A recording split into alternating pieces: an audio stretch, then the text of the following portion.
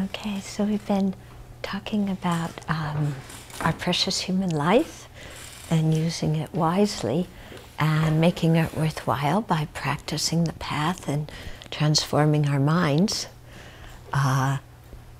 you know, and not being distracted by meaningless activities of this life.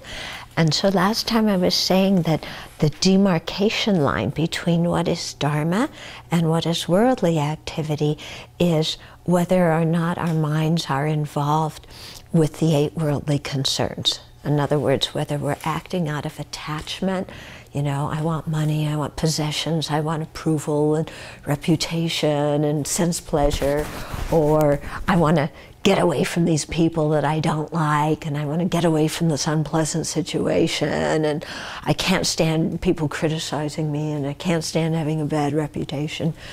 So all these kinds of things that, you know, let's face it, basically all of us have in our minds, don't we?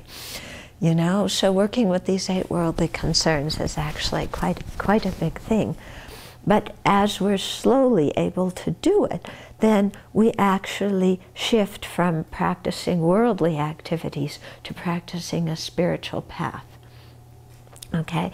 And you'll see, you know, kind of what is it that we look at that makes us respect people who are on a spiritual path? What kind of qualities do they have? Yeah, and if we see, you know, there are people who don't have a lot of this attachment and anger to their own personal happiness and pleasure.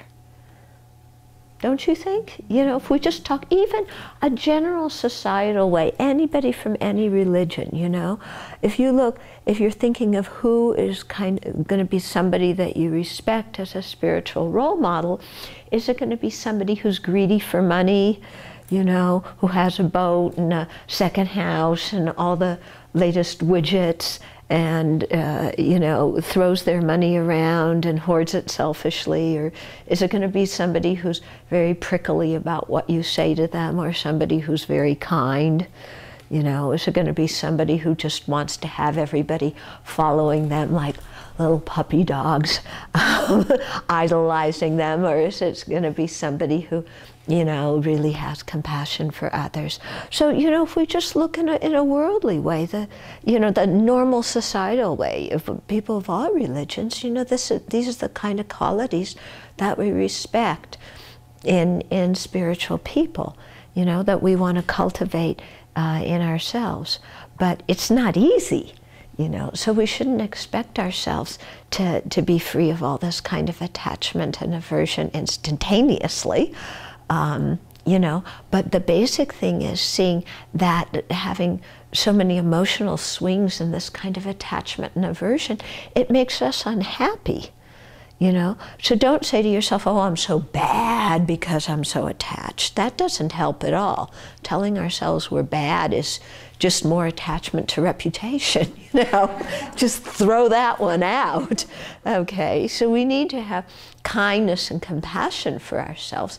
And part of that kindness and compassion is seeing how when we let attachment and anger pull us around by the nose, you know, like they always use the example of the ring and the donkey's nose. You know, if you're ever in India, you'll see that the donkeys have rings and they pull the donkey, and ouch, you know.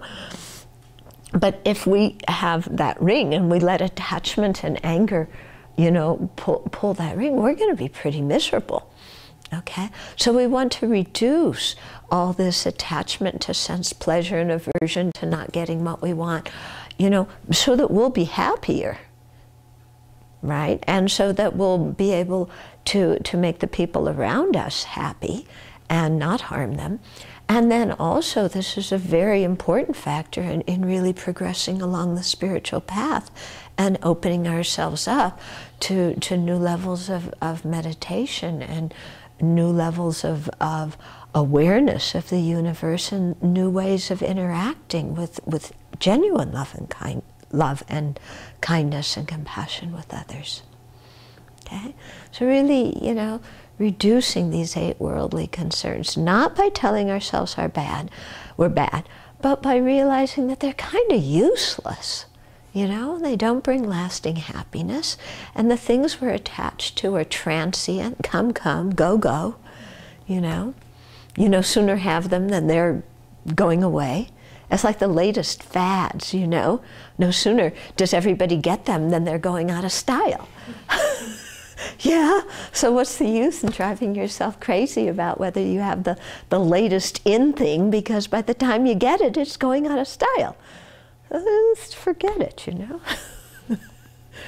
Okay.